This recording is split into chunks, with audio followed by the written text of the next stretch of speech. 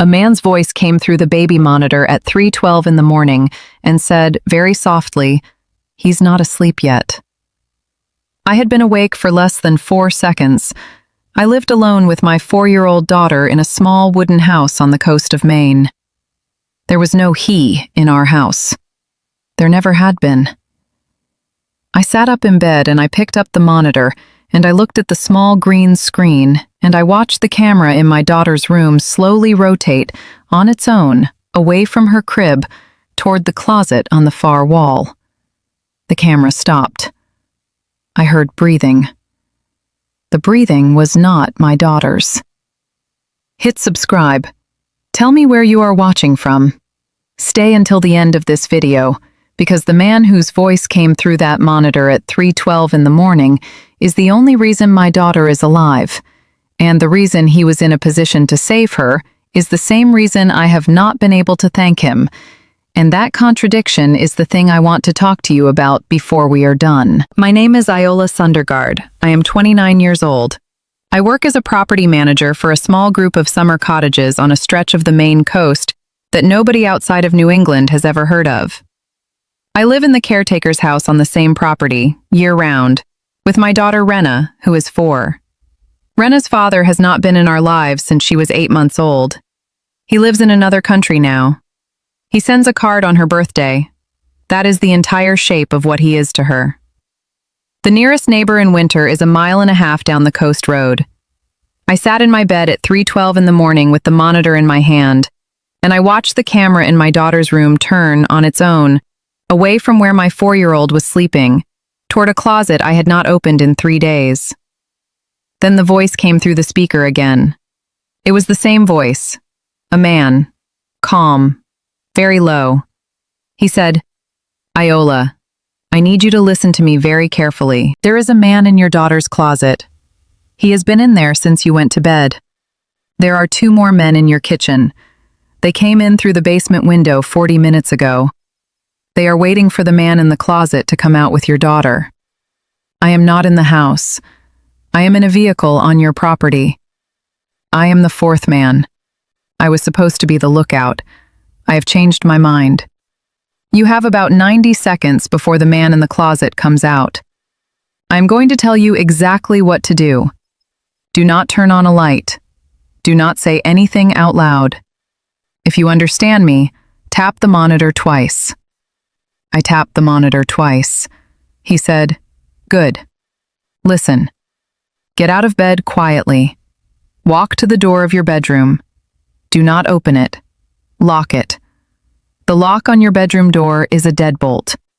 The men in the kitchen do not know you have a deadbolt. They have studied your house for 3 weeks. They missed it. Lock it now." I got out of bed. I did not breathe. I walked to the bedroom door barefoot. I locked the deadbolt. The deadbolt was on the door because the previous caretaker had been a paranoid man who had installed it the year before he retired, and the property owner had never asked me to remove it, and I had never had any reason to use it until that night. The voice came through the monitor again. "Good. Now listen. The man in the closet has been instructed to wait until 3:30.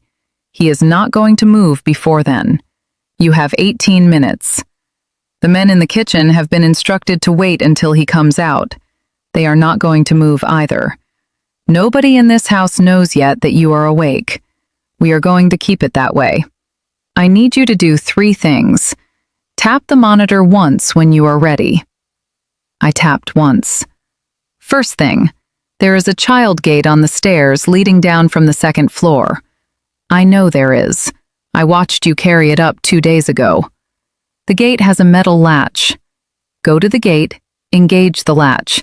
Engage the safety lock, too. They will not climb over it, but it will slow them by 6 seconds if they try. Do it now. Tap when done." I went to the stairs. I engaged the gate. I engaged the safety lock. I came back. I tapped. Second thing, you have a fire ladder under your bed. It is the rope kind, with the metal hooks. The previous owner left it. You have not opened it. I need you to open it now. Slide it out from under the bed. Hook it onto the windowsill of your bedroom. Open the window slowly. Do not raise the screen yet. Tap when done. I did all of it. The fire ladder had been under my bed for 2 years. I had forgotten it existed. I did not stop to wonder how the man on the other end of the monitor knew it was there. I tapped. Third thing. This is the hardest one. You are going to need to go to your daughter's room. You are going to need to do it without the man in the closet hearing you. Her door is open. The hinges of her door do not creak because you fixed them 6 months ago after she started waking up to them. The floor between your bedroom and her bedroom has 2 boards that creak. They are the 3rd board and the 7th board past your bedroom door. Step over them. Tap when you are at her doorway. I had not told anyone, not one person on earth, about the 3rd board and the 7th board. The voice on the monitor had been listening to my house for longer than 3 weeks. The voice knew things about my house that I had not told my own mother. I did not let myself think about it. I walked. I stepped over the 3rd board. I stepped over the 7th board. I reached my daughter's doorway. I tapped. Good. Now I want you to walk to her crib. Pick her up. Do not let her wake up. If she stirs, hum the song you hum to her at night. The Norwegian one, the one your grandmother taught you. He will think it is a recording. He has been told you sometimes leave a song playing on her speaker. Pick her up. Walk back the way you came. Step over the boards. Lock your bedroom door behind you. Tap when you are inside your bedroom with her. I do not remember walking. I remember her weight in my arms. I remember the smell of her hair. I remember thinking very clearly that if the man in the closet opened the door behind me, I was going to throw my body across hers and let him do whatever he was going to do to me first. I made it back to my bedroom. I locked the door. I tapped the monitor. Good. You have 11 minutes left. The fire ladder. Out the window. You first, then her. There is a vehicle parked on the access road behind your property. It is a black SUV. Do not go to it. Do not approach it. There is a green pickup truck 300 yards past it, parked just inside the woods. The keys are in the ignition. The truck belongs to me. Take it. Drive to the police station in town. Do not stop. Do not slow down for anything. The drive is 12 minutes. By the time you get there, I will have already called them. They will be expecting you. Tap when you are at the window. I want to break in here, briefly, because I know what some of you are thinking. You are thinking, why did she trust him? He was one of them. He had told her so. He could have been lying. He could have been guiding her into a worse trap. He could have been any of those things. I am going to tell you why I trusted him in a minute. I am going to tell you because it is the part of this story that explains the part at the end. But for the next 11 minutes, I trusted him because I had no other choice, and because his voice did not sound like a voice that wanted my daughter to die. Tap. I tapped. He said, go. I went out the window first. The fire ladder held. I came back up. I lifted Renna onto my back in a sling I made out of a bedsheet in 11 seconds, the way I had practiced with her in the woods 2 summers earlier, when I had read an article about house fires and decided we were going to know. She did not wake up. I went down the ladder with her on my back. I dropped to the ground. I ran. The voice came through the monitor on my hip one last time. He said, I am sorry. Run. Then it went quiet. I ran the 300 yards through the dark to the green pickup truck. The keys were in the ignition. I started the truck. Renna stirred against my back. I pulled her around into the front seat and buckled her in next to me, and she opened her eyes and looked at me and said, Mommy, where are we going? I said, we are going on an adventure. I drove. The drive was 12 minutes. The police station in town had 3 cruisers in the lot when I pulled up. They were already on. The lights were on. The officers were standing outside. They had been waiting. The man on the monitor had called them. He had called them before he had called me. He had given them everything they needed before he had said one word to me. The men in my house were arrested at 3:37. The man in the closet came out at 3:30 exactly, the way he had been told to. He went to my daughter's crib. The crib was empty. He raised the alarm. The 2 men in the kitchen ran for the basement window. The cruisers were already on the property. They were stopped at the edge of the woods within 2 minutes. All 3 were taken into custody without a fight. The 4th man, the one in the SUV on the access road, was found that morning at 5:15 in the front seat of his vehicle, dead from a single self-inflicted gunshot wound. His name was Linus Vire. He was 34 years old. He had been arrested twice in his 20s for assault. He had served 3 years in a state facility in his home state of Tennessee. He had been recruited after his release into a network that scouted, observed, and abducted children for what the federal authorities later described as a sophisticated trafficking operation that had been operating in the Northeast for at least 8 years. Linus Vire had been the lookout on 12 previous abductions. The federal investigators told me that he had a notebook in his pocket when they found him. The notebook had 3 things in it. The first was a list of license plates. Plates of vehicles he had observed coming and going from properties his crew had targeted. The second was a hand-drawn map of my property. The map was extremely detailed. It showed my bedroom window. It showed the 3rd and 7th creaking boards. It showed the fire ladder under my bed. It showed the deadbolt on my bedroom door. The 3rd thing in the notebook was a single line of writing on the last page. The writing said, "I have been doing this for too long. I cannot do it tonight. They will kill me when they find out. Do this one. I am sorry." There were no other notes. There was no addressed letter. There was no explanation of why he had decided this child, of all of them, was the one he could not let happen. I have spent 5 years asking that question. I have not been able to answer it.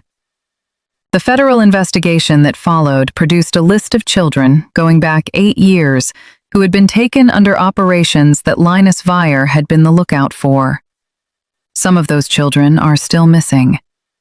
Some of them have been recovered. The recovered ones are not the same as they were. They will not be. Ever.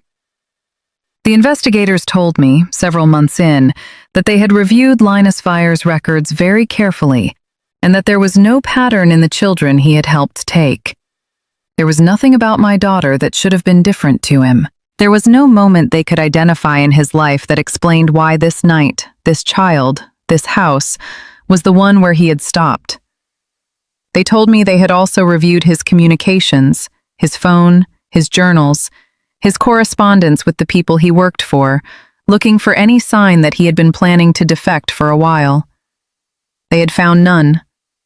They told me that as far as they could reconstruct, Linus Vire had decided to stop being who he had been at some point during the 3 weeks he had been observing my property, and that he had not told anyone, and that he had taken that decision and the price of it with him.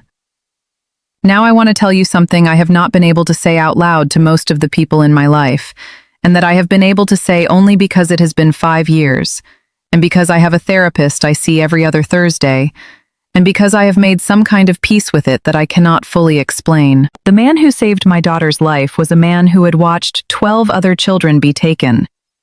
He was a man who had drawn a map of my house, with the intention of helping the men he worked with carry my 4-year-old out of it. He was a man who, at some point in those 3 weeks, decided that this one was the one he was not going to do. He did not save the 12 who came before. He could not. They were already gone. He saved the one who was in front of him on a Tuesday night in June. I owe him my daughter's life. I will spend the rest of mine carrying that. I will not pretend to you that the carrying is clean. It is not. I cannot light a candle for him on the anniversary, the way some people in my position have suggested. I cannot tell my daughter, when she is older, the name of the man who made it possible for her to be alive, because the name belongs to a man who hurt other people's children, and those children's mothers are still alive, and I cannot ask them to share their grief with my gratitude. There is no clean place inside me to put what he did. There is no neat shelf for it. I have stopped looking for one. What I have, instead, is a thing my therapist said to me about a year in that has stayed with me. She said, "Sometimes the people who pull us out of a fire are the people who set it. Sometimes the only person near enough to reach the door is the person who locked it. The person you have to thank for being alive is sometimes a person you cannot thank, because thanking them would betray someone else who deserves more than you do. That is not a problem you get to solve. That is a problem you get to live with. The living with is the work. I have done the work. Rena is 9 now. She is in 3rd grade. She loves horseshoe crabs and a kind of music nobody her age listens to. She does not know what happened that night. She knows we moved off the property. She knows the closet in her old room had a man in it once. She has asked me, twice, how the man got out. I have told her the truth. I have told her another man came and got him out. She has not asked me who that other man was. I do not know what I will say when she does. The federal task force that came out of the investigation has, in the 5 years since, identified and broken up the trafficking ring that Linus Vire was part of. 41 people have been arrested. 23 children have been recovered. The recovered ones are with their families. The families are doing the long, slow work of putting their children back together. Some of those children are in the same therapist's office that Rena goes to once a month, just to check in, just to have a person who is not me to talk to about hard things. The therapist tells me, very gently, that Rena is fine. The therapist also tells me that fine is a word that can mean a lot of different things. There is one thing I want to leave you with, because I am not sure I will ever say this out loud again, and I want it to exist somewhere outside the inside of my own head. There are people in your life right now who you will never know about. Some of them are the kind of people you would be proud to know. Some of them are not. Some of them are people who, on the worst night of your life, will quietly do the right thing for reasons they cannot explain to themselves, after years of doing the wrong thing, after years of hurting people you will never meet. The fact that they did the right thing on your night does not erase the wrong things they did on other people's nights.